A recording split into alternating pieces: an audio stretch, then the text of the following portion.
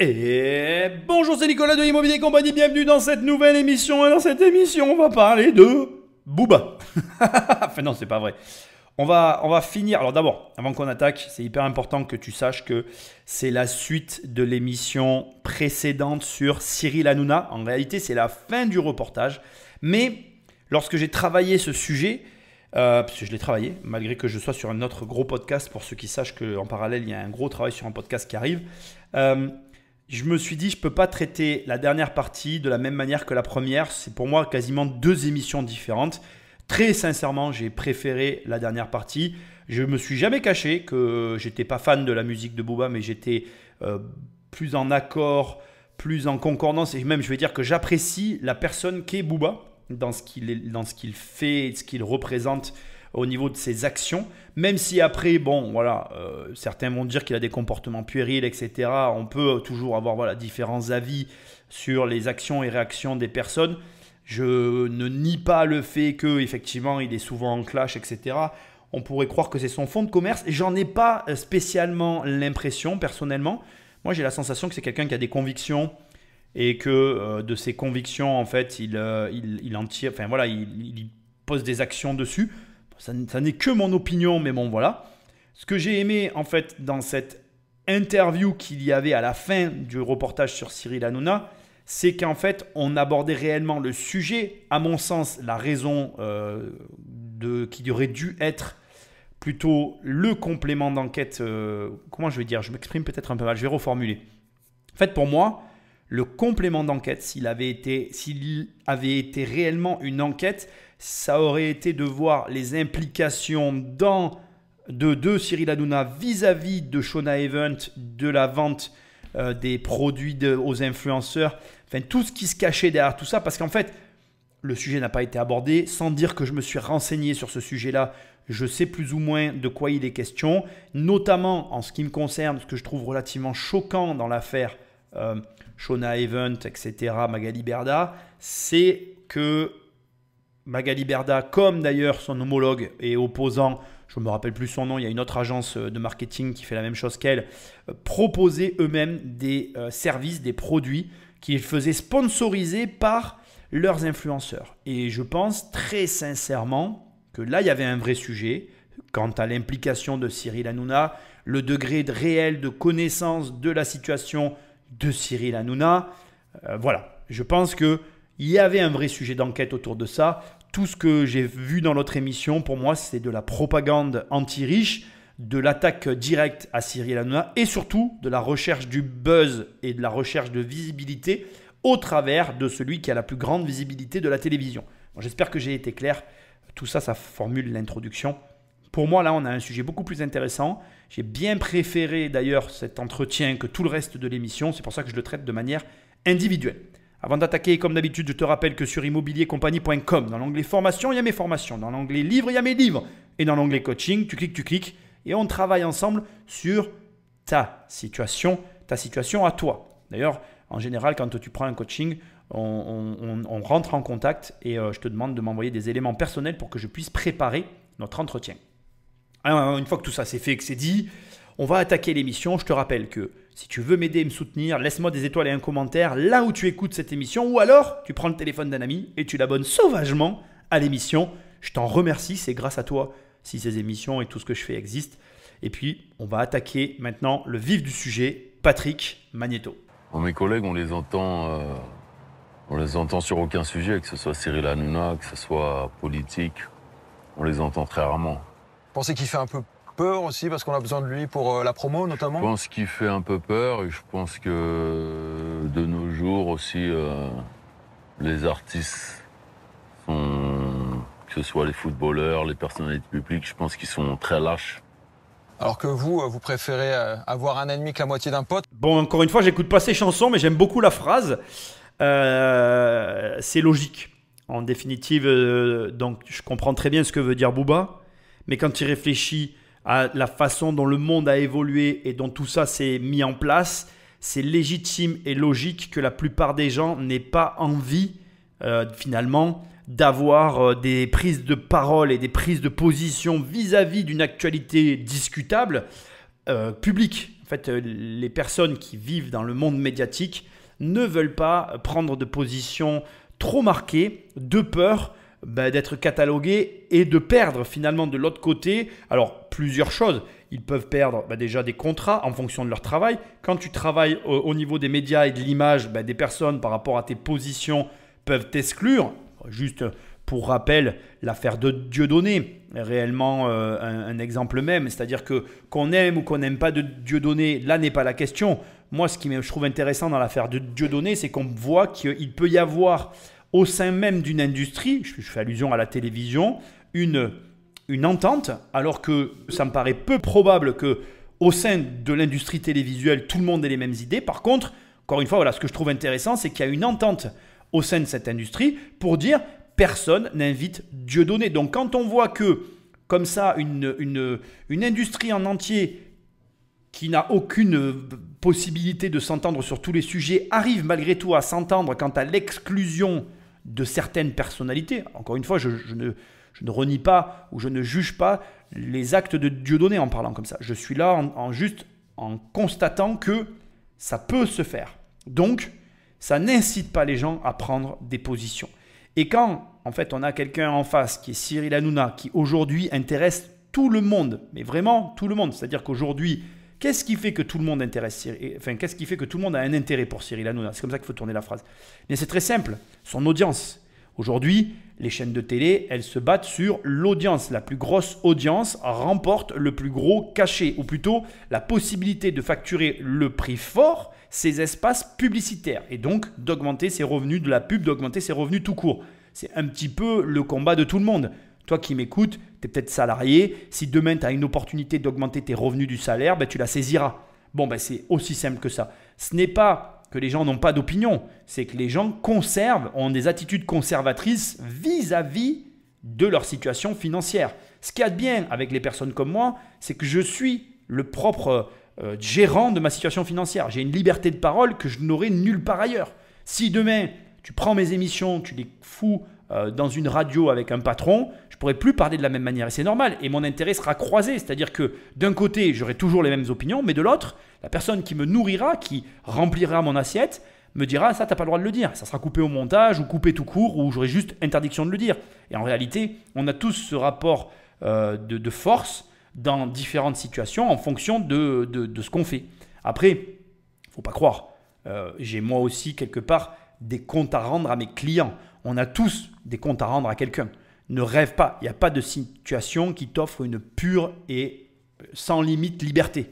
En réalité, on a tous des contraintes et c'est à nous de composer avec et avec aussi nos opinions. Mais quand nos opinions dépassent largement finalement les contraintes qu'on nous impose, c'est là qu'on va avoir des réactions comme celle de Booba, où pour lui, en fait, la problématique de la situation vis-à-vis de Cyril Hanouna, et puis on va la voir dans une seconde, c'est qu'il y a d'un côté ce qu'il peut penser de diverses personnes, puis de l'autre côté, il y a ce qui est pour lui intolérable, et en fait, l'un a basculé de l'autre côté. En gros, il s'est rendu compte que Cyril Hanouna faisait partie de ce que lui-même dénonçait. Mais ça, on va en parler, et pour clore ce que je suis en train d'essayer de te dire, c'est compliqué de reprocher à quelqu'un de préserver ses intérêts et en même temps, c'est courageux pour des personnes comme Booba de prendre des positions là où la plupart des gens n'osent pas en prendre.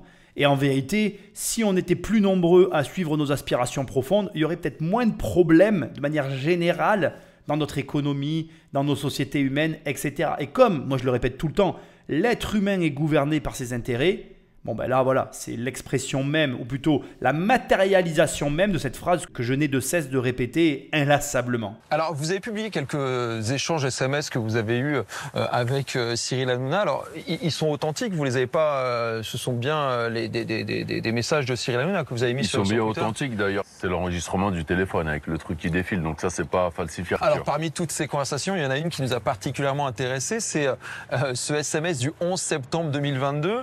Pour replacer dans le contexte, ce jour-là, Complément d'enquête vient de diffuser une émission sur les arnaques des influenceurs. Il faut savoir que Cyril Hanouna était à l'époque actionnaire de la plus grande agence d'influenceurs, Shona Evans, dirigée à l'époque par Magali Berda. Et il vous écrit comment tu as trouvé le bail de France 2, l'émission de France 2. Et il vous dit qu'il a trouvé ça ripou, pourri, c'est ça? Pourri, ouais. En fait, il minimisait le truc. Au début, jamais il m'a avoué qu'il avait des parts dans Shona Event et qu'il était actionnaire et qu'il travaillait en quelque sorte avec les influenceurs et Magali Berda, qui faisait partie de tout ce système.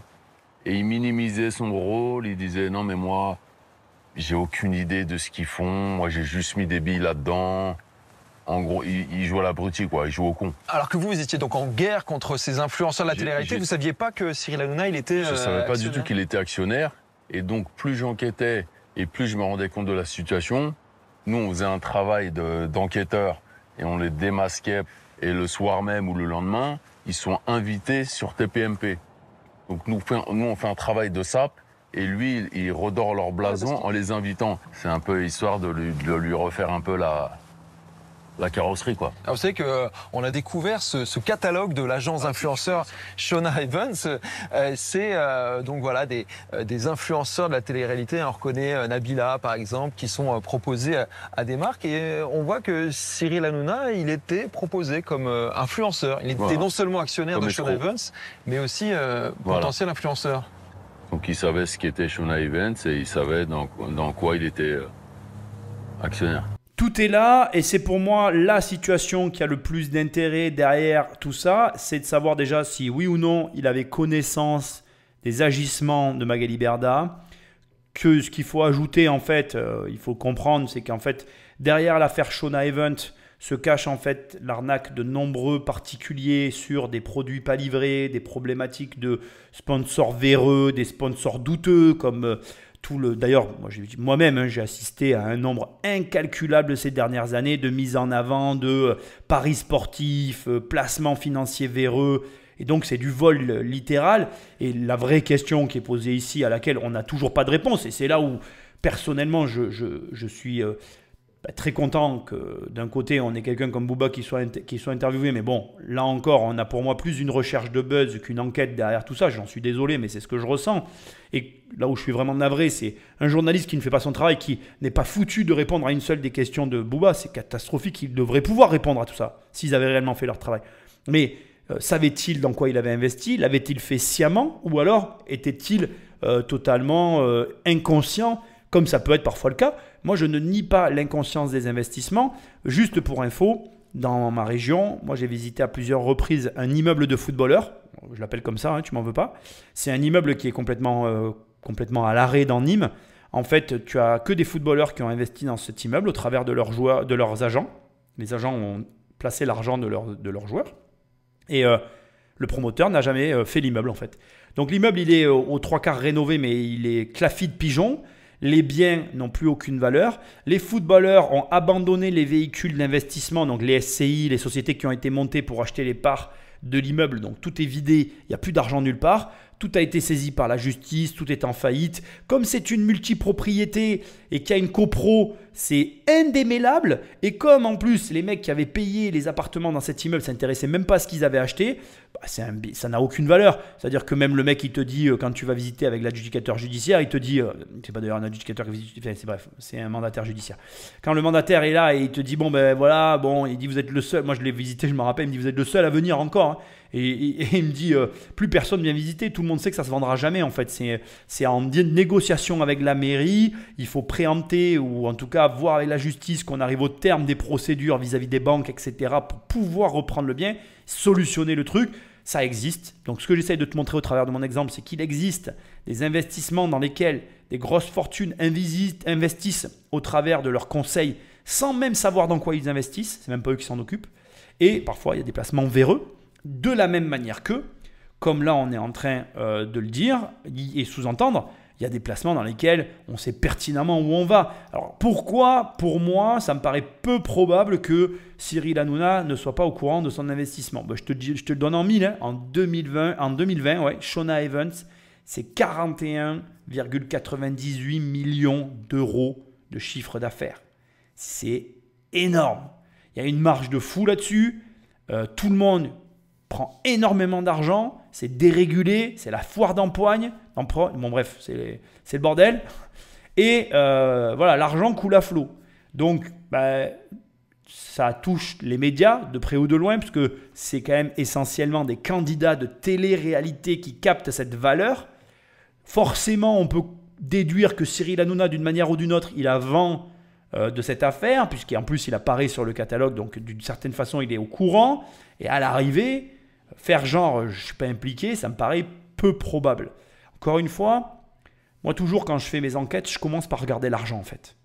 Plus il y a d'argent, plus il y a d'intérêt. Parce que c'est l'argent qui drive les intérêts, et les intérêts, c'est ce qui drive les hommes. Et là, indépendamment de l'argent, il y a un double intérêt pour Hanouna d'être en contact avec Shona Event, c'est de drainer sur son plateau toute une masse de candidats avec lesquels il va pouvoir aussi finalement faire de l'audimat. Donc il y a un double intérêt pour lui.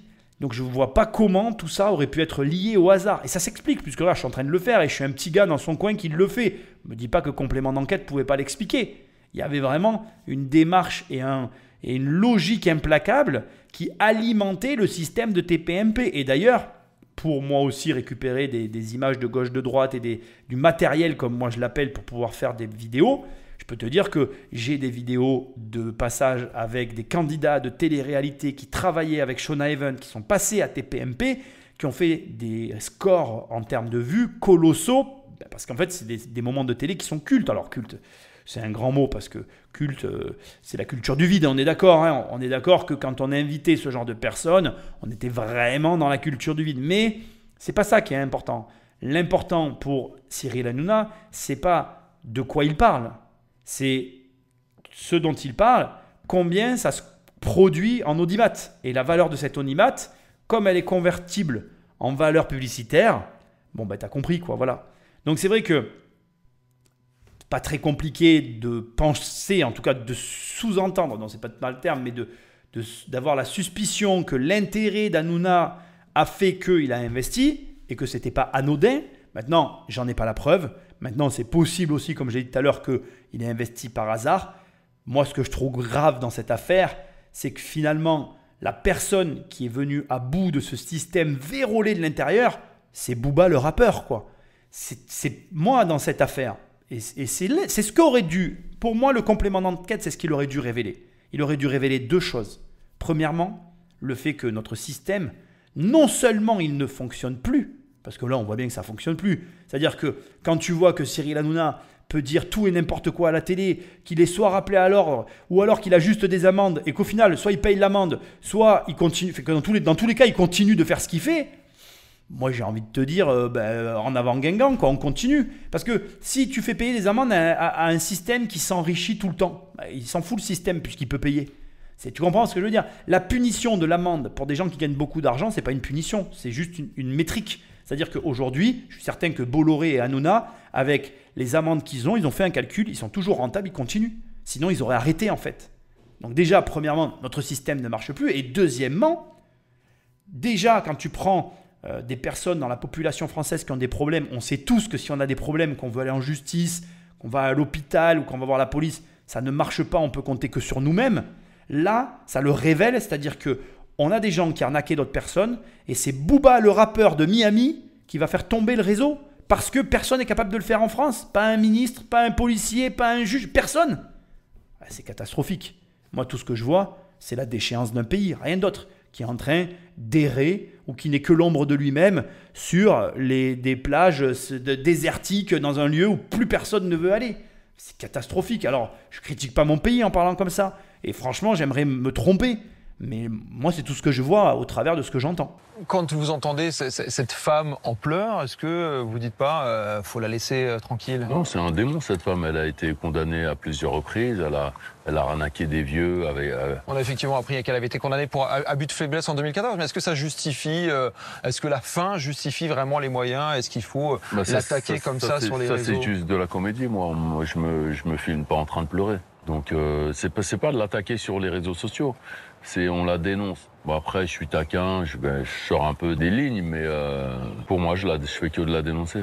Ça me fait pas plaisir de faire cette émission. Franchement, je suis triste parce que ça révèle encore une fois, et je suis pas en train de cracher sur mon pays, ça me dérange profondément, mais regarde. Suite à toute cette affaire, depuis qu'elle a commencé, les langues se délient et on se rend compte de l'ensemble des problèmes qu'il y a pu y avoir autour de l'affaire Shauna Event, les influenceurs, les placements de produits, etc.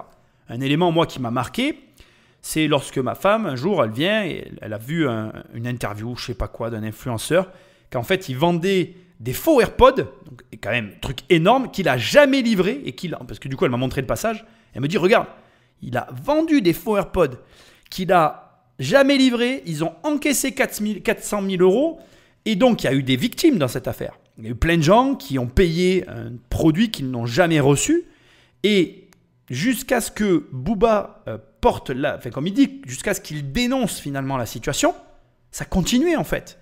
Ce qui veut dire que moi, je ne peux pas croire qu'il n'y a pas eu des plaintes, je ne peux pas croire qu'il n'y a pas eu, lorsque tout ça se passait, il n'y a pas eu quelques personnes. Moi, je vois bien, je veux dire, moi j'ai de la clientèle, quand il y a des gens pas contents, je vois bien comment ça se passe. Les Français en plus, ce n'est pas un reproche contre les Français, je suis Français. Nous les Français, quand ça ne va pas, on le fait savoir et on va aller au recours. Donc je suis certain que dans la masse de gens qui se sont fait arnaquer, il y a eu plein de gens qui ont fait des recours judiciaires pour essayer de faire entendre leur voix. Et ce qui me désole, mais qui me catastrophe, c'est que jusqu'à ce que Booba médiatise tout ça, jusqu'à ce que Booba, entre guillemets, arrive, jusqu'à ce qu'il bouscule, enfin tu vois ce que je veux dire, bref, t'as compris, il ne s'était rien passé. Donc là, pour moi, on est dans une situation où c'est avéré, notre système, de manière générale, ne fonctionne plus. Donc après, tu peux me critiquer, tu peux dire que je critique la France, tu peux choisir de nier l'évidence et de dire que ce que je dis, c'est de la merde, je peux l'entendre. Sauf que pour moi, c'est un vrai problème. Moi, je le vois déjà dans mon travail. Hein. Nous, aujourd'hui, quand on a des impayés de loyer, ça fait des années qu'on le crie haut et fort dans l'immobilier. C'est pas normal qu'on n'ait pas de recours. On n'a aucun recours. On doit se démerder. Si tu savais, les professionnels de l'immobilier, ce qu'on peut voir, ce qui se passe sur le terrain, et je pense que les gens n'en ont même pas conscience. Il y a des gens qui pètent des câbles. Moi, j'ai des dizaines d'histoires que je ne peux pas raconter parce que, bien évidemment, ce qui se passe, c'est pas légal. Et quand ça l'est, c'est à la limite de la légalité. Forcément, il y a des gens qui se laissent pas faire. Et tu peux pas dire que tu n'es pas d'accord avec eux, en fait. Parce qu'il y a des gens qui font des crédits pour investir dans l'immobilier. Et puis de l'autre côté, il y a des gens qui ne payent pas de manière malhonnête, délibérée et volontaire. Donc, quand tu vois les deux parties, tu comprends qu'il y a des mecs qui pètent des câbles. D'ailleurs, récemment, tu vois, il y a un mec qui a squatté un squatteur.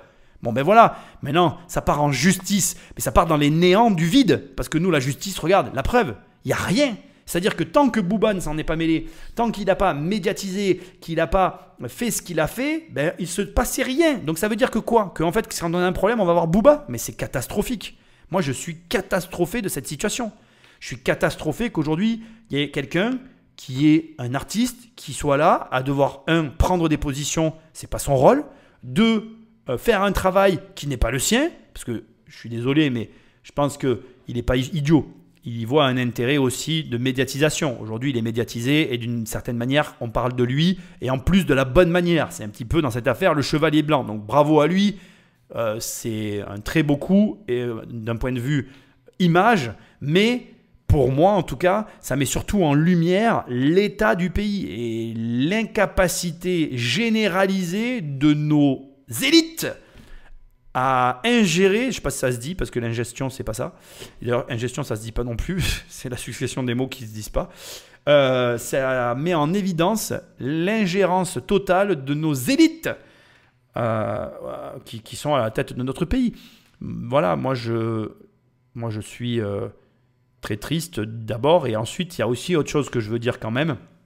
Parce que bon, il y a cette situation d'un côté, puis de l'autre côté, il y a aussi les acheteurs de rêves. Moi, je suis désolé de le dire, mais toi qui m'écoutes, moi, j'ai fait des vidéos sur ma chaîne YouTube sur le sujet. Je t'invite à aller les voir. Aujourd'hui, Internet, c'est un vrai pouvoir. Aujourd'hui, quand tu as Internet, tu as les moyens d'aller sur des applications comme Infogreffe, Société.com, Papers, qui sont des applications gratuites avec lesquelles tu peux aller tout vérifier. Tu peux tout vérifier. La dernière fois, il y a un haters, parce que moi, j'ai des haters, tu sais, je les adore, mes haters, ils sont stupides.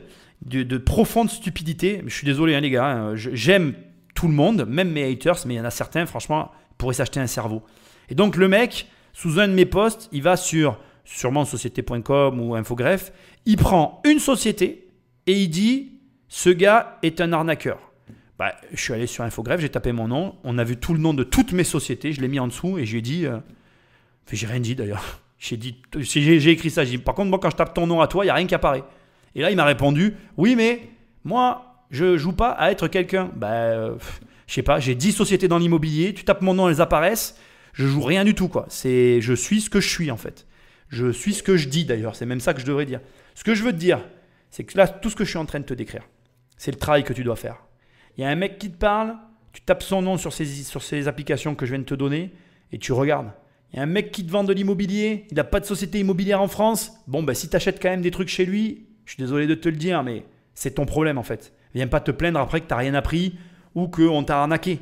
Tu comprends? C'est-à-dire que dans le process de j'écoute des gens à la télé, j'écoute des gens sur YouTube, j'écoute des gens sur des podcasts, enfin bref, dans ton process d'écoute, tu as le droit d'utiliser ton cerveau. Tu as le droit de faire ce qu'a fait Booba, c'est-à-dire d'aller faire des recherches sur Internet pour constater si oui ou non, en fait, les éléments qui sont amenés sont des éléments réels. Alors, petite parenthèse, concernant le fameux influenceur dont je te parle pour les AirPods là, qu'il a arnaqué, il se trouve qu'il avait une société à l'étranger. Dans ce cadre-là, quand tu tombes sur des influenceurs ou des personnalités qui ont des sociétés en plus à l'étranger, là, c'est plus particulier. C'est-à-dire que effectivement, il faut faire plus de recherches. Mais normalement, quand tu vas sur un site marchand, tu as en bas les conditions générales de vente et les mentions légales. Dans les mentions légales, tu vas trouver les informations de la société. Et même si c'est une société étrangère, par Internet, tu peux arriver à trouver en te connectant. Alors, tu tapes, par exemple, si le mec il est en Allemagne, tu tapes google.de, tu vas sur un moteur de recherche allemand et tu fais des recherches en Allemagne. Alors, tu vas me dire, oui, je ne sais pas taper allemand, mais tu utilises Google Translate, tu utilises ChatGPT. Je veux dire, oui, c'est des efforts, mais ces efforts que moi, personnellement, je t'invite à faire sont des efforts minimums et surtout nécessaires que tu dois faire pour valider l'achat que tu t'apprêtes à réaliser, pour t'assurer que tu n'es pas en train de te faire arnaquer. Si tu te fais arnaquer et que tu n'as rien vérifié avant, mais garçon, tu es juste un acheteur de rêve. La personne qui fait ça n'est qu'un acheteur de rêve. Et venir crier après, au scandale, je me suis fait arnaquer, c'est juste venir dire devant tout le monde, je suis un gros débile, j'ai rien vérifié. Pour moi, c'est comme ça que je le vois. Après, tu peux ne pas être d'accord avec moi, tu as le droit. C'est peut-être plus subtil. Je veux bien reconnaître qu'il y a des arnaques plus élaborées que celles que je suis en train de donner, mais franchement, si déjà tu ne fais pas les vérifications minimales sur les personnes qui te parlent, il ne faut pas venir crier au loup quand il y a un problème. Alors la classe politique est assez divisée à votre sujet. Certaines personnes ont dénoncé votre cyberharcèlement, mais vous avez eu un défenseur, et non des moindres, c'est le ministre de l'économie, Bruno Le Maire. Regardez ce qu'il a dit de vous en mars dernier. Il a raison de rappeler qu'il y a des dérives, qu'elles sont inacceptables. Nous y mettrons fin, mais je le rappelle, c'est un dispositif pour protéger les influenceurs, certainement pas pour les stigmatiser. Ça vous fait plaisir d'être défendu par le ministre de l'économie? Ça me fait ni chaud ni froid. Je trouve ça un peu... je me sens pas défendu. J'estime que c'est honteux que ça ait été à moi de faire le boulot que j'ai fait. C'était à lui de faire ce boulot et de se rendre compte de ce qui allait pas et de toutes les arnaques. Booba, c'est un rappeur, c'était pas mon boulot. Le 1er juin dernier, l'Assemblée nationale a voté à l'unanimité une loi pour encadrer la pratique des influenceurs. Est-ce que vous saluez ça? Vous êtes content, fier de vos députés? Je suis content que la loi ait été votée, mais content des répercussions. On n'a vu personne condamné, on n'a pas eu de victimes remboursées. Donc dénoncer, voter des lois, c'est bien. C'est comme si on attrape un criminel et que finalement il est jamais condamné. Il vient juste de résumer toute la situation de la France. C'est exactement ça. Combien de fois on entend « Ah ben lui il a fait un crime, c'était un fichier S ». Moi je n'écoute pas trop l'actualité, mais autour de moi les gens me racontent en fait ce qui se passe. Parce que comme je dis à tout le monde, quand on vient me parler des fois d'actualité et quand je dis « Mais moi je ne regarde pas la télé, je suis au courant de rien », qu'on commence à me raconter, c'est tout le temps les mêmes histoires qui ressortent. Et ça me fait rire parce que je dis « Mais tu vois pas que c'est perdu d'avance, quoi. Je veux dire, le processus en lui-même est vérolé de l'intérieur. C'est exactement ce qu'il dit. Tu arrêtes un criminel, tu sais que c'est criminel, mais tu le condamnes pas. Tu peux pas le mettre en prison parce qu'on n'a pas de place en prison. Enfin bref, il n'y a rien qui marche, quoi. Donc bref, ce qui est amusant, je trouve, dans cet échange, c'est le scepticisme dont fait état Booba et que lui-même se rende compte de ce que je viens de dire il y a un instant. C'est-à-dire que c'était sûrement pas à lui à faire ce qu'il a fait. C'est quand même grave que finalement, aujourd'hui, le peuple soit plus efficace que la justice. Moi, je dis ça, je dis rien, mais c'est quand même une réalité. On en est là. Et comme je le dis très souvent, non seulement la France est un pays de lois inapplicables, il y a tellement de lois dans ce pays, maintenant tout est interdit. Moi, comme je dis, de toute façon, moi maintenant je fais tout ce que je veux, puisque comme tout est interdit, je fais jusqu'à ce qu'on me rappelle à l'ordre. Comme ça, au moins, je verrai bien, puisque je ne sais même plus ce que j'ai le droit de faire. Je pense que j'ai le droit de rien faire. Donc de toute façon, c'est comme ça que je vois les choses. Et deuxièmement, donc c'est un pays de lois inapplicables, parce qu'il y a plein de lois qui sont inapplicables dans les faits. Hein. Je pourrais te dire qu'il y a plein de choses. Tu vois, par exemple, on prend les 35 heures, c'est déclaratif. Je veux dire, c'est très relatif de compter ses heures pour aller travailler. Je veux dire, à quel moment tu travailles réellement ? Qui, en travaillant, n'a pas une petite fenêtre ouverte et n'a pas, je sais pas, une connerie qui tourne en fond, même sans son ? Est-ce que quand tu travailles, tu es full attention ? La dernière fois, je regardais un mec, on était en train de récupérer du matériel pour un chantier et il était avec son employeur. Et le salarié, il allume sa clope. Et au moment où il allume sa clope, genre 30 secondes après, il n'a pas eu de chance. Comment on appelle je ne sais même pas le nom, le magasinier, quoi. Il vient avec le Fenwick et chargé et il amène les plaques de placo. Et donc, le patron, il a besoin des bras de son employé pour fumer. Et il a la clope à la main et du coup, d'une main, il fume et il peut prendre la plaque que de l'autre main. Et tu vois qu'il avait un problème. Donc après, il laisse la clope dans la bouche et il porte à deux mains. Mais il clope et il fume. Et moi, je regardais ça, je me disais, mais moi, c'est mon salarié. Je lui dis, mais tu la poses ta clope, bordel ? Tu vois pas que ça nous saoule là ? T'as pas 3 minutes, tu peux pas t'arrêter en fait ? Tu peux pas être concentré sur ce que tu fais 3 minutes, le temps qu'on charge les plaques et tu fumes pendant qu'on roule ? Ouais, ça te choque ce que je dis, mais c'est ce que je pense en fait. On est dans cette société. On est dans une société où les mecs vont me dire, oh non, mais c'est bon, je peux faire 2 choses à la fois. Mais bien sûr, tu vas faire 2 choses à la fois, les 2 seront mal faites. Parce que tu l'aurais vu porter les plaques, même avec la clope au bec, il galérait le mec. Ça m'a fait mourir de rire. Et je me suis dit, c'est ça la société dans laquelle on vit. Aucune conscience professionnelle.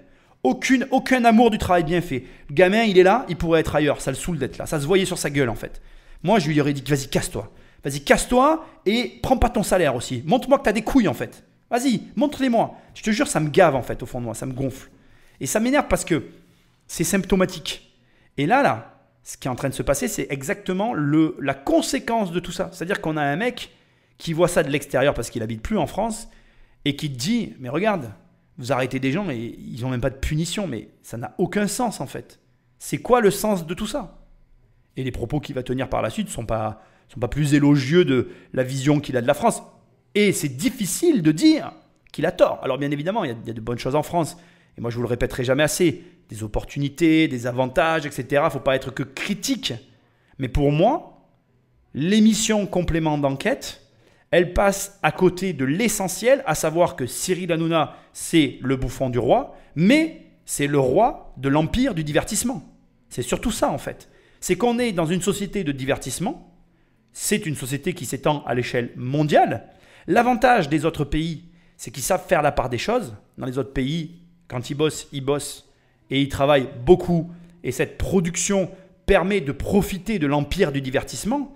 Mais dans un pays comme la France, où tout est fait pour les RTT, le temps libre et finalement le divertissement, quand tu as le roi du divertissement qui appauvrit cérébralement les gens qui le regardent, bah à la fin, ça donne des résultats qui ne sont pas glorieux. Oui, je sais, cette émission, elle n'est pas éloquente, elle est peut-être très critique sur la société dans laquelle on vit, mais moi, je suis un petit peu de l'avis de Booba, c'est-à-dire que je pense qu'effectivement, aujourd'hui, on se retrouve dans des situations où des personnes font des choses qu'ils ne devraient pas faire, on se retrouve où on se sent plus protégé, on ne se dit pas que... Moi, aujourd'hui, il n'y a pas longtemps d'ailleurs, tu vois, je me suis fait arnaquer il n'y a pas longtemps. Voilà, tiens, je vais te raconter, parlons-en, tiens, c'est un sujet qui a un lien avec tout ça. Je me suis fait arnaquer et on ne parle pas de petits montants, hein, on parle de gros montants, tu vois. On parle de 100 et quelques mille euros, si tu veux tout savoir. Voilà. Ça, je donne les montants, tu vois de quoi on parle. Je me suis fait arnaquer et j'ai payé mon avocate. J'ai tout regardé et on a évalué la situation. Quand j'ai pris la mesure du truc, je me suis dit j'en ai pour minimum 6 à 8 ans. Écoute bien ce que je vais te dire. 6 à 8 ans. Je vais devoir aller en cassation. J'ai évalué le coût du procès. Et je me suis dit la chose suivante. Je me suis dit, j'ai pas de temps à perdre. Parce que je sais que la procédure d'urgence que je réclamais, à laquelle j'avais droit, je mettrais des années à l'avoir. Que le temps passant, en réglant le problème dans le concret, je serai plus efficace que la justice. Et du coup, je ne suis pas allé au procès. C'est-à-dire que j'ai dit, bon c'est bon, on n'y va pas, c'est pas grave. Je vais me démerder, je vais les regagner autrement, les 100 000 euros. Et c'est bon, aujourd'hui je les ai récupérés, j'ai fait autrement, c'est pas grave. Je me suis fait arnaquer, voilà, c'est la vie. La prochaine fois, je serai plus vigilant, c'est tout. Je l'ai dans l'os, c'est comme ça. Mais tu vois le délire ? C'est-à-dire que j'ai conscience que le tribunal français ne marche pas et je ne veux pas y aller en fait. Ça ne sert à rien que j'aille là-bas. Si, ça sert à m'énerver un peu plus et à me dire que je ne suis pas protégé en fait. Que moi, ici, J'ai aucune valeur en fait. Je suis habitant français, mais ma voix elle compte pour Walou, nada, zéro. Pourtant je paye mes impôts en France. Hein. Mais tu vois ce que je veux dire? Donc cette situation, je ne suis pas la seule à la vivre. On est énormément. Toutes les personnes qui sont confrontées à l'appareil judiciaire, ils hallucinent. Et à moins que tu te retrouves en face d'une institution avec des assurances et dans un cadre particulier, tu sais que tu vas droit dans le mur et que ça va te coûter une blinde. Moi, j'ai un membre de ma famille qui est allé au tribunal pour d'autres raisons. J'ai dit, t'es sûr, hein? J'ai dit, tu vas jamais gagner. Si, tu verras, je vais gagner. Au moment où je te parle, ça fait 6 ans, elle a tout perdu. Je suis désolé pour elle. J'aurais vraiment aimé qu'elle gagne parce qu'elle avait tout pour gagner. Mais en vérité, elle a tout perdu. Parce que c'est comme ça. Et ce qu'il dit, c'est ça en fait. C'est qu'on est seul, désabusé, écœuré. Et en plus, derrière, on te dit, mais tu votes pas. Ben, tu veux que je vote pourquoi en fait? Pourquoi tu veux que je vote en fait? Je dois me démerder tout seul au quotidien. Et si je fais le moins de faux pas de travers, je me fais rattraper par la patrouille et on me colle une amende. Comme si ça suffisait pas quoi. Donc, en fait, les gens sont écœurés. Et quand, comme ce journaliste, finalement, on arrive et on te dit, t'es content de ce qu'ont voté les députés? En fait, ben non. Parce que ça sert à rien. Parce qu'on est dans un pays de lois inapplicables, parce que dans ce pays, pour que les lois soient applicables, il faut faire de la délation. Je te jure que quand tu réfléchis au système français, en fait, regarde, moi j'ai réfléchi aux lois pour le DPE, le système des DPE, d'accord? Il y a une carence de logement terrible actuellement sur le marché immobilier. Mais en vérité, pour qu'un propriétaire soit incriminé ou ait des problèmes par rapport à la mise en location de son logement, il faut que son locataire le dénonce. Donc la loi, elle n'est pas basée sur un respect de l'ordre, de la justice ou du juste. Non, elle est basée sur le fait qu'une victime va venir donner finalement quelqu'un qu'elle accuse de je ne sais quoi. Il va falloir ensuite vérifier. Enfin, c'est un truc, c'est un bordel. Parce que regarde, quand tu réfléchis au DPE, comment tu veux savoir qu'un propriétaire qui se gère lui-même t'a menti sur les DPE? Aujourd'hui, avec Photoshop, tu peux produire de faux DPE et le locataire n'y verra que du feu. Et pour que le locataire voie la vérité, il va falloir qu'il fasse venir un diagnostiqueur pour que lui-même produise un contre-DPE. Mais comme chaque diagnostiqueur fait un DPE différent, il suffit que le propriétaire fasse venir un diagnostiqueur qui fasse un DPE comme lui il a fait en faux DPE, peut-être en l'arrosant ou je ne sais quoi. Et à l'arrivée, on se retrouve dans une impasse. Et donc au final, qui tranche? Tu te rends compte de la situation? Et quand tu passes les lois toutes, que tu les passes réellement au crible comme ça, que tu imagines les manières de les détourner, elles sont toutes basées, 1, sur la délation, et 2, elles sont arbitraires, parce qu'on juge quoi en fait? Là, il n'y a pas longtemps, on a une locataire, à nous, hein, écoute bien ce que je vais te dire, elle a dépensé en un mois 40 mètres cubes d'eau. Même 80 je crois, c'est énorme, c'est 2 ans de dépenses énergie. 40 mètres cubes d'eau, c'est la dépense d'une personne en 1 an. Bref, il y a eu une dépense d'eau, il n'y avait pas de fuite, on a testé l'appartement, pas de fuite, rien, on ne comprend pas. Le compteur, il a pris 80 mètres cubes d'eau, on voit bien qu'il y a un problème, tu vois. Maintenant, j'ai une question à te poser, d'accord? Est-ce que mon appartement est énergivore? J'ai une question à te poser. Est-ce que l'appartement de cette locataire qui a consommé 80 mètres cubes d'eau en 1 mois, est-ce qu'il est énergivore? Non, c'est la locataire qui a consommé les 80 mètres cubes d'eau. Donc on fait quoi? L'appartement, on le condamne parce que pendant 1 mois, il y a quelqu'un qui a dépensé 80 mètres cubes d'eau. Demain, elle s'en va, je mets une autre locataire, la nana, elle ne se lave pas pendant 1 mois, il y a 0 mètre cube d'eau, c'est la faute à qui? C'est débile. Et là, en fait, on est en train d'essayer de demander à d'autres personnes maintenant d'être contentes parce que nos dirigeants vedettes, ont voté des lois inapplicables, dans un pays basé sur de la délation. En fait, c'est des sujets que je refuse tout le temps d'aborder parce qu'en fait, je trouve que ça n'amène rien de discuter de tout ça. C'est-à-dire que, voilà, je te fais état d'une situation. Maintenant, quelle est la solution? Moi, je ne l'ai pas. Et malheureusement, quand j'entends des mecs comme ça, comme Booba, qui a du courage et qui ose dire les choses tout haut, que tout le monde pense tout bas, moi, j'ai envie d'y aller aussi parce que je pense les mêmes choses. Mais le problème, c'est que, quelle est la solution au final? Quelle est notre solution aujourd'hui? Comment on fait en fait? Et la vérité, c'est que sur le quotidien, moi, je le constate tous les jours, mais les gens, ils se débrouillent en fait. Tous autant qu'on est, on prend les règles du jeu, on joue avec le jeu en question et on fait avec, on se débrouille parce qu'on n'a pas le choix. Pas le choix. Voilà. Donc, soit opérationnel, soit intelligent, soit prévoyant, bien évidemment. Et soit intelligent, c'est le maître mot parce que ton intelligence, ta compréhension va te permettre de voir les fenêtres de tir. Tout à l'heure, tu vois, je t'ai raconté mon histoire du procès, je me suis débrouillé, c'est bon, là, je vais avoir récupéré mon argent. Ben, c'est grâce à mon intelligence, c'est pas grâce à la justice française.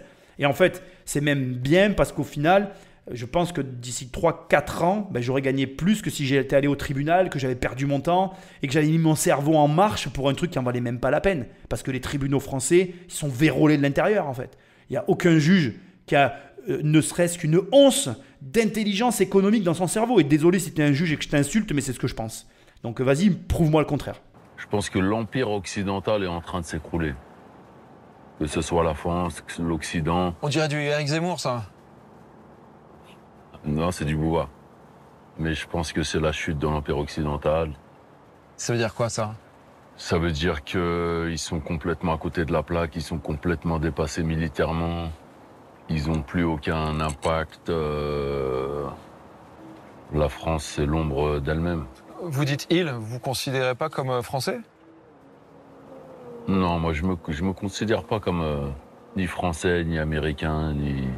Ah, c'est un peu violent, mais c'est tellement vrai. Alors écoute, tu vas peut-être voir le rapport ou pas, mais là, je suis sur TF1 Info. Et je t'ai réservé pour la fin de cette émission une information extrêmement croustillante délivrée par le top numéro 1 journal de la France. Alors écoute bien, c'est très très intéressant, d'accord? Le continent européen subit un réchauffement climatique 2 fois plus intense que tout le reste du monde. C'est con quand même. Hein. Alors, le continent européen a 2 caractéristiques. Quand il y a un nuage, nucléaire à Tchernobyl, en fait, le continent européen est immunisé et contourne l'Europe. Mais quand il y a un réchauffement climatique, de la même manière, c'est le contre-effet en fait. On avait pris, quand on est né en fait en Europe, on a pris l'option protection contre les nuages nucléaires. Mais du coup, la conséquence de ça, c'est qu'en fait, on n'a pas pensé, ça impliquait aussi le surréchauffement de la zone en fait. C'est quand même ballot quand même. Hein. On est dans le seul endroit du monde qui se réchauffe en fait. Tout le reste du monde, c'est nickel. Tu peux aller partout. Mais si tu es en Europe, tu vas devoir faire beaucoup d'efforts. Donc ça sent, je ne sais pas si tu sens là, ça sent le sapin là. On va faire des cercueils dans ce pays. Ça sent pas bon. Donc je vais pas te lire le torchon là, le papier WC pondu par TF1, parce que tu n'as qu'à faire des recherches. Donc tu tapes sur Google, tu verras, c'est sérieux. Hein. Vraiment, je te donne l'exercice à faire. Le réchauffement climatique est plus important en Europe. Tu as juste à taper ça sur Google. Et tu verras qu'en lisant, tu auras un rictus en pensant à Nicolas, tu te diras putain, le con, il avait raison. Tu te diras merde, c'est vrai. Il y a des abrutis qui ont écrit sur le sujet et tu verras, c'est argumenté. Tu vas être là, tu vas dire c'est pas possible. Et là, je vais faire appel à ton intelligence. Qui croit ça? Qui est assez débile pour croire ça, bordel? J'ai envie de les taper. Je te jure, mais moi je suis catastrophé de tout ça. Et je pense qu'il n'y a pas assez de gens qui le dénoncent. C'est-à-dire qu'à un moment donné, on nous prend ouvertement pour des cons. Je veux dire, pareil, si tu veux t'amuser, tape le trou de la couche d'ozone. Et tu vas te rendre compte qu'il s'est refermé tout seul, le trou. Pendant des années, ils nous en ont parlé, ils nous ont bassiné avec. Maintenant, comme en fait, il y a des scientifiques qui ont pondu un truc là-dessus en disant maintenant, il est fermé, le trou. C'est con, ils ne pouvaient pas aller plus loin. Là, par contre, tu vois, le CO2 dans l'atmosphère, étant donné que ça ne se mesure pas, que c'est invisible, qu'en fait, personne n'est capable de te dire combien il y a de masse de CO2 par volume d'air inspiré et expiré, comme c'est un truc en fait qui veut tout dire et rien dire, mais en fait, on peut écrire n'importe quoi dessus. C'est bon, ça va passer. Plus c'est gros, plus ça passe. Ben, l'Europe se réchauffe 2 fois plus vite que le reste du monde. Putain, c'est con. En France, on va choper une taxe, c'est sûr. La taxe réchauffement climatique de la France. Je suis sûr qu'en France, je suis certain, je ne sais pas pourquoi je le sens, la France, ça se réchauffe plus vite qu'ailleurs. Dans quelques années, la France, c'est un désert. Voilà, bon, tu m'as compris. Je pense qu'on est l'ombre de nous-mêmes. Hein. Je partage un peu sur ces points-là. Je pense que c'est l'avantage économique est là de ce pays. C'est-à-dire qu'en fait, c'est très paradoxal ce que je vais te dire, mais c'est grâce à tout ça que tu peux faire des très bonnes affaires dans ce pays. C'est parce qu'en fait, comme d'un côté, il y a des gens qui ont l'audace d'écrire des choses aussi stupides, et que de l'autre côté, il y a des gens qui ont la bêtise de croire en ces choses aussi stupides, eh bien, à l'arrivée, ça crée la France, ça crée le climat que tu vois là dehors. Et ce climat, il est hyper intéressant parce que, tu vois, là aujourd'hui, donc bon, bien évidemment, on a décidé que l'immobilier était trop élevé. Du coup, on a mis des taux très hauts. Et tu vois, aujourd'hui, j'étais avec ma commerciale, on parlait des offres, on parlait des biens, etc. Et moi, je regardais, parce que là, je suis en train de vendre un truc pour en racheter un autre. Et je disais, mais tu vois, je comprends pourquoi il n'y a plus rien qui se vend. C'est parce qu'ils ont tellement monté les taux d'un coup. C'est qu'aujourd'hui, les prix, ils n'ont pas le temps de se réajuster. L'écart entre le prix que ça vaut par rapport au taux actuel et le prix affiché, il est tellement grand que personne n'ose faire des offres. Tout est arrêté. Et du coup, ça n'avance plus, quoi, en fait. On est à l'arrêt total. Comme on a une population qui est très peu adaptable, c'est compliqué. Et je ne les blâme pas. Par contre, ce qu'il y a d'excellent, c'est que du coup, ça crée des opportunités terribles. Et tu verras que dans quelques années, j'arrête pas de le répéter, tous les gens qui auront fait des affaires dans cette période, on te dira d'eux, ah oui, mais toi, tu avais pu le faire. Alors que dans cette période, tout le monde, ah non, non, il faut pas acheter, c'est la merde, les taux sont trop hauts. Et moi, je crois que tout ça, c'est génial parce que voilà, ils en recollent une couche là, tu vois. Là, je ne savais même pas qui disait ça. Donc là, ils vont coller une couche sur les gens qui vont avoir leur mental qui va être dans les chaussettes en disant, ah ouais, l'Europe se réchauffe plus vite, t'as vu, il fait chaud, on va mourir. Du coup, qu'est-ce qu'ils font? Ils vendent, mais ils vendent moins cher, tu vois, ils sont stressés ou ils vendent pas, ils créent de la tension sur le marché et ça crée des opportunités. Donc, c'est clair que tout ça est critiquable, on pourrait passer des heures à critiquer le système, ça ne permet pas d'avancer pour nous. Moi, ce qui m'intéresse, c'est que toi, tu gagnes du pognon. Tout ça, ça peut te permettre de gagner énormément de fric. Toutes ces conneries là, même si tu y crois d'ailleurs, on s'en fout que tu y crois ou pas. Moi, je te juge pas, je m'en fous, tu as le droit d'y croire. Si tu as envie de croire que ça se réchauffe, ça se réchauffe. Voilà, moi je te le dis, tu seras mort, que tu n'auras rien vu comme différence, mais c'est pas grave, ça se réchauffe, ok. Beaucoup plus en Europe qu'ailleurs, ok, va vivre ailleurs, c'est plus simple à la limite, mais passons. Mais en tout cas, il y a des opportunités, ça je peux te le dire. Ce climat-là, cette tension qu'on ressent, qui est traduite ici par ce que dit Booba et qui est réelle, elle se traduit par des actes dans le marché, dans la réalité. Ces actes créent des opportunités, saisis-les bordel, saisis-les, qu'au moins dans ce marasme, tu puisses te dire que je suis un tocard, mais que tu n'aies pas de regret, que tu te dis putain, c'est un tocard qui m'a quand même fait faire de bonnes affaires. Et je peux te garantir que, j'en suis convaincu, il y a d'excellentes affaires à faire parce qu'il y a beaucoup de gens qui sont dépassés par tout ça. Et l'information, aujourd'hui, elle est tellement, c'est tellement le fouillis que je comprends très bien qu'on ne sache plus où on habite. Donc toi, tu dois juste profiter des opportunités. Est-ce que vous avez des points communs avec Cyril Hanouna? Je souffle pas dans l'anus des chiens. Parce que nous, on a cherché, on a trouvé un point commun, au moins, entre vous et Cyril Hanouna, c'est cet homme. Vincent Bolloré, c'est vous qui avez posté cette photo il y a quelque temps. Il est propriétaire d'Universal, qui est votre label. On me la reproche souvent, cette photo. Vous avez le même patron que Cyril Hanouna? Vu que je suis signé chez Universal Music en distribution, on peut dire que oui, que ça lui appartient, oui. Est-ce que vous avez un message à adresser à Vincent Bolloré ce soir? Si j'avais un message à adresser à Vincent Bolloré, oui, je lui dirais de se débarrasser de Morandini, de Pascal Praud, de Cyril Hanouna, et je lui demanderais de rétablir le vrai journalisme et d'arrêter toute cette mascarade parce que je trouve que c'est un fléau et à chaque fois qu'on allume la télévision, c'est rempli de mensonges et de propagande et que la France est en train de couler pour moi. Bon, c'est le quart d'heure journaliste où à ce moment-là, on va sortir le petit détail malaisant pour essayer de déstabiliser notre invité. Je comprends pas bien le but de la manœuvre ici, si ce n'est que de montrer qu'en fait, finalement, Booba s'attaque à un collègue de travail. Mais indépendamment de ça, je trouve que ça donne plus de force encore à Booba d'oser agir alors qu'il est sous le label qui appartient à Vincent Bolloré. Mais bon, moi je ne vais pas rentrer dans ce jeu-là. Je trouve que la réponse est très bien formulée. Il n'a pas réagi outre mesure. Ce qui est drôle, c'est qu'il a cité le nom de 3 journalistes. J'emploie le terme de journaliste, on pourra en parler, mais Praud, Morandini et Hanouna. Mettre Morandini dans le même sac que les 2 autres, je trouve que c'est osé, mais je comprends la démarche. Mais bon, voilà, ça me fait sourire. Ce que je trouve amusant, c'est que de manière assez frontale, il sous-entend qu'en fait, finalement, notre intelligence implique nos résultats. Parce que quelque part, en désignant comme ça des journalistes et en opposant, plutôt non, c'est pas opposé d'ailleurs justement, en mettant de leur fait la chute de la France, c'est-à-dire quand il dit la France elle est en train de s'effondrer et que juste avant il dit il faudrait rétablir le journalisme et donc un petit peu remettre du plomb dans la cervelle de ceux qui regardent la télé, moi c'est en tout cas comme ça que je l'interprète, je trouve vraiment la mécanique très intéressante et le sous-entendu aussi. Parce que quand tu cites 3 noms comme ça, et est-ce que les personnes qui entendent ces noms comprennent? Alors moi, Praud, ne sachant pas ce qu'il lui reproche, parce que je ne connais pas plus que ça l'homme, et comme une fois de plus, je ne regarde pas la télé, je ne suis pas au courant de tout ce qui peut s'y passer. Morandini, je suis au courant, parce qu'il y a des personnes autour de moi qui m'ont un petit peu expliqué l'affaire, étant donné qu'il a abusé de jeunes hommes qui souhaitaient passer à la télé.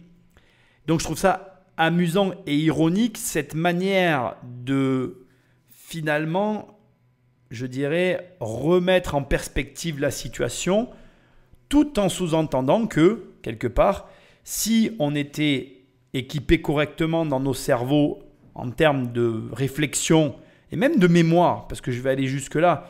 Tu vois, Morandini, suite à son affaire, il a un peu disparu des écrans, de ce qu'on m'en a expliqué, en tout cas de la stratégie qu'il a adoptée. Il a disparu des écrans pendant un certain temps, puis tranquillement, il est revenu, puis réapparu. Et aujourd'hui, il refait partie du paysage audiovisuel sans aucun problème. Et je trouve ça ironique, encore une fois, parce que les gens oublient, en fait, tout simplement. Comme le nuage de Tchernobyl qui a contourné la France, comme l'affaire du sang contaminé dont nous avons tous été victimes unanimement. Enfin bref, la liste est beaucoup trop longue pour qu'à un moment donné, les gens oublient tout ça. Et quelque part, le message pour moi, il est là. Il est d'abord de rappeler qu'il ne faut jamais oublier, et deuxièmement, que peut-être que si on utilisait plus notre cerveau, on comprendrait qu'en fait, on se fait abuser et on perd notre temps à écouter la culture du vide. Et en même temps, je suis désolé de m'apprêter à dire ce que je vais dire, c'est ce que veut le marché. Et on donne au marché ce qu'il désire.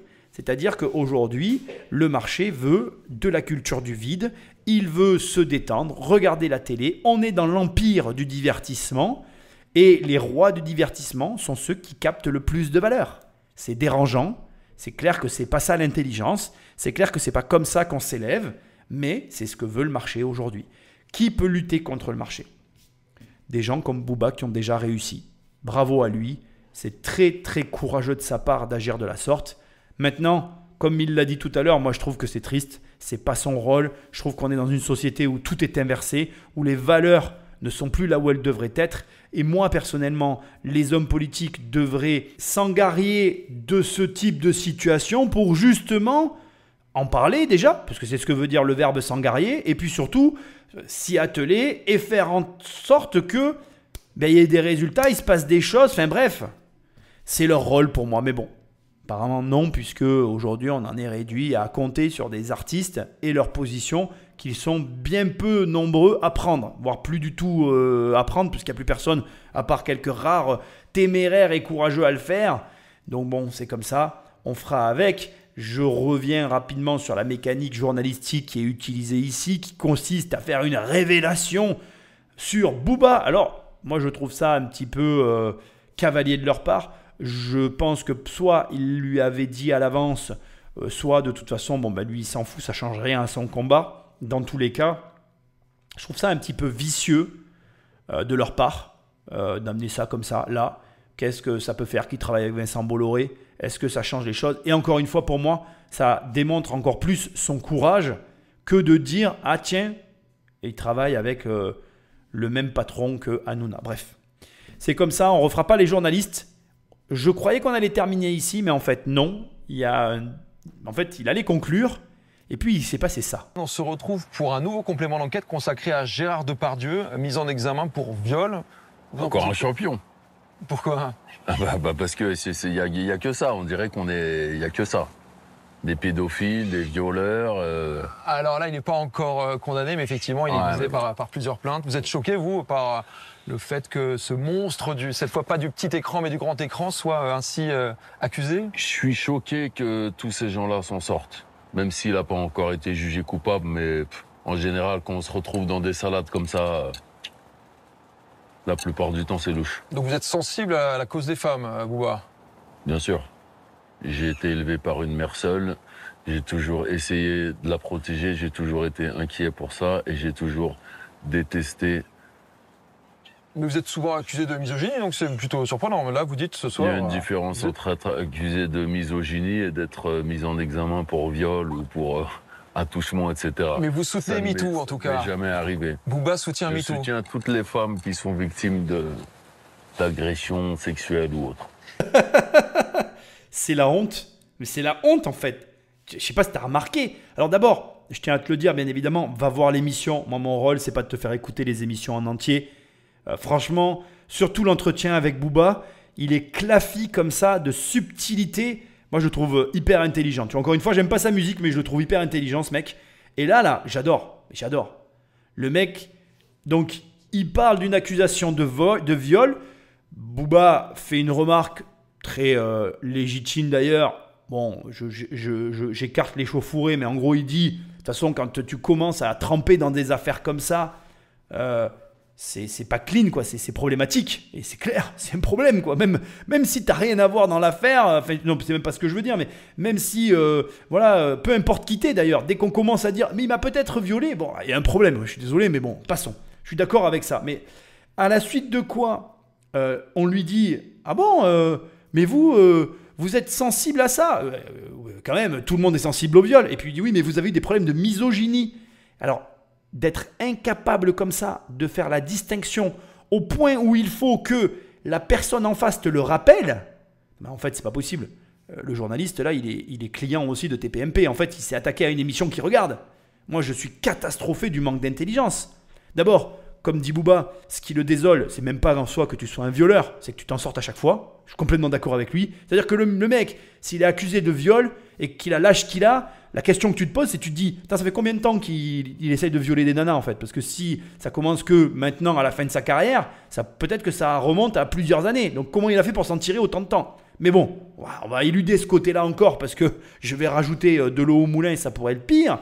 Mais là, un mec qui dit à un autre, ah mais toi t'es misogyne, sous-entendu t'es un violeur, non, les mots ne veulent pas du tout dire la même chose, hein. Tu peux être misogyne et ne jamais avoir violé personne dans ta vie. Et tu peux être un violeur et être misogyne, ou être un violeur et ne pas l'être. Dans tous les cas, le viol c'est une chose, la misogynie c'en est une autre. Et ça te montre la société dans laquelle on vit. On vit dans cette société. Les gens entendent une chose, ils en comprennent une autre et ils en tirent une conclusion qui n'a rien à voir avec les propos de début. Bravo. Et c'est ça qui a fait le complément d'enquête. Waouh, waouh, waouh, waouh, waouh. Moi, je dis, on est mal barré. Hein. Donc bon, c'est comme ça. Là, pour moi, c'est juste la fin de l'enfonçage du clou. C'est une catastrophe. Je te le dis comme je le pense et comme ça me vient. Moi, quand j'entends ça, pour moi, c'est catastrophique. Je me dis, il n'y a pas d'intelligence. Il n'y en a plus. On est dans un monde limité. Et le problème de cette limite de l'intelligence, c'est qu'elle se retrouve à tous les niveaux. Donc, il y a un moment donné, cultive-toi, bordel, lis des livres, fais des choses. Il ne faut pas venir se plaindre après qu'il y ait des écarts colossaux de revenus. Ton niveau de connaissance est égal à ton niveau de revenus. Je dis ça tout le temps. Fais ce que tu veux après. Ne lis pas de livres. Puisqu'apparemment, l'ignorance, ça marche si bien, bah, continue. Reste sur les rails. Regarde TPMP. L'émission est là pour toi. Elle est là pour te vider les neurones. Ça marche hyper bien. Bref, écoute, c'est comme ça. Je critique personne. Je suis juste un peu effaré de la fin de cette émission, même pas sur le fond ou sur la forme, mais sur les personnes qui la composent. Là, quand je vois ça, moi, ça me catastrophe et je suis mort de rire. Quand à la fin, il le reprend, c'est génialissime et c'est triste à mourir parce que, je veux dire, je vais rappeler une époque que j'ai connue quand même. J'ai connu la fin de cette époque, mais je te rappelle, pour information, que la télévision, c'était la poubelle du cinéma. Et qu'à cette époque, malgré tout, les présentateurs avaient un certain niveau et les chanteurs étaient vus comme des personnages, on va dire, entre guillemets, limités. Rien de péjoratif dans ma bouche. Fort heureusement, aujourd'hui, ça a changé. Et avec Internet, l'éducation est disponible et accessible partout. Mais là, tout est retourné. Booba a fait certes des études, mais on pourrait se demander, ça serait intéressant de chercher à savoir lequel des deux a fait le plus d'études. Pour à l'arrivée, se casser les dents sur le viol et la misogynie. Bah, va pas à l'école, hein. Soit tu as perdu ton temps, soit tu étais dans le mauvais établissement. Mais dans les deux cas, tu peux quand même, à un moment donné, essayer de prêter attention aux paroles que tu emploies. Bref, je vais arrêter là. L'émission s'arrête ici. J'ai largement débordé et je suis allé outre toute, d'habitude, le cadre que je m'autorise dans les émissions. Mais là, vraiment, c'était du pain béni. Encore une fois, voilà, on va regarder complément d'enquête. Pour rappel, toute cette situation, elle est à l'initiative finalement de Shona Evans qui, par, on va dire, des arnaques à répétition, a creusé sa propre tombe. Sans dire que c'est grâce à Booba que tout ça s'est arrêté. Il a été l'un des contributeurs de la fin des influenceurs, une ère qui devait de toute façon s'arrêter telle qu'elle était, sachant qu'aujourd'hui, apparemment le monde de l'influence repart de manière différente avec de nouveaux acteurs, avec de nouvelles collaborations, avec un nouveau système. Est-ce que pour autant ça sera mieux? Je ne sais pas. Mais ce qu'il y a de sûr, c'est que toi qui écoutes, en tant que spectateur, éduque-toi. C'est ta seule arme. Apprends à faire la différence entre la bonne et la mauvaise information. Bien évidemment qu'il faut te divertir et bien évidemment qu'il te faut passer du bon temps. Ce n'est pas ça que je remets en cause. Je remets simplement en cause ta capacité de jugement et ta capacité à prendre des décisions.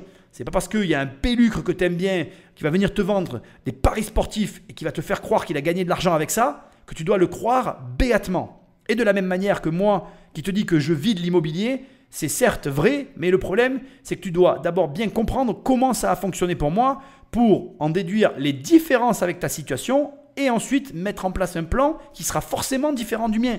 Tu ne peux pas reproduire le schéma de qui que ce soit. Et même si demain tu montres un mec qui a gagné à un jeu d'argent des millions et qui a placé cet argent et qui aujourd'hui est rentier, c'est possible, je ne le nie pas. Tu prendras l'exemple sur un gars qui a fait d'une exception une réussite totale, mais ça reste au départ une exception. Et la plus grande erreur financière que la plupart des gens commettent, c'est de vouloir reproduire des schémas irreproductibles. C'est pour ça que j'adore les histoires d'entrepreneurs de la quarantaine, de la cinquantaine qui deviennent riches à ces âges-là, parce que un gars qui devient riche à 40, à 50 ans, tu peux être sûr que tu peux reproduire le process. Alors qu'un mec qui devient riche à 20 ans, c'est pas que tu peux pas reproduire le process, mais c'est qu'il y a une question de timing, parfois une question de timing et de chance, parfois une question de timing, de chance et de situation. Quelle était sa famille? Quel était le capital auquel il avait accès? Il y a des conditions qui sont réunies, qui sont plus difficiles à réunir, bien qu'aujourd'hui avec Internet, je pense qu'on a tous des opportunités en or. Bref, c'est la fin de cette émission. J'ai beaucoup aimé faire cette émission. Je continue à enregistrer le gros podcast. Je te souhaite de bonnes fêtes parce qu'au moment où tu vas écouter cette émission, on sera dans les fêtes de Noël. Et puis, je te dis à très bientôt